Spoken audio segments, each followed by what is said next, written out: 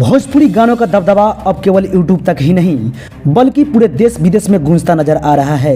पूरे देश विदेश में भोजपुरी भाषा को पहुंचाने में भोजपुरी के सुप्रसिद्ध गायक और एक्टर रितेश पांडे का अहम भूमिका है। दोस्तों, रितेश पांडे भोजपुरी सिनेमा के नामी गायकों में से एक है, जो कि बेहतरीन गायकी के साथ साथ अदाकारी के लिए भी जाने जाते हैं।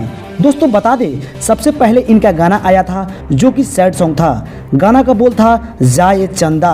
एक गाना इतना काफी वायरल हुआ कि पूरे देश विदेश में भोजपुरी श्रोता के दिलों में रितेश पांडे राज करने लगे। उसके बाद से इनका जितना भी गाना आया, सैड सॉन्ग हो या रोमांटिक सॉन्ग हो या पारिवारिक सॉन्ग, सभी गाना एक पे एक हिट रहा है। दोस्तों, बता दें, इनका एक और गाना था जो कि रोमांटिक सॉन्ग था। गाना का बोल था लवंडिया लंदन से लाएंगे, डीजे रात भर बजाएंगे।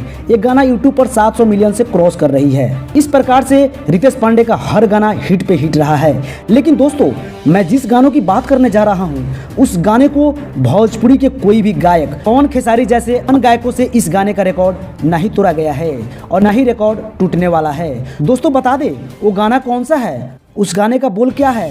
उस गाने का बोल है हेलो कौन बोलती।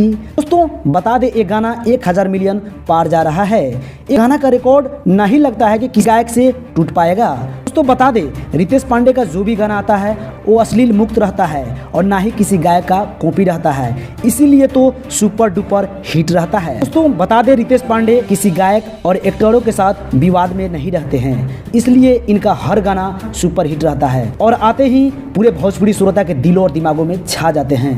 दोस्तों, आप कमेंट करके बताएं कि आपको रितेश पांडे की गायकी और एक्टिंग कैसी लगती है।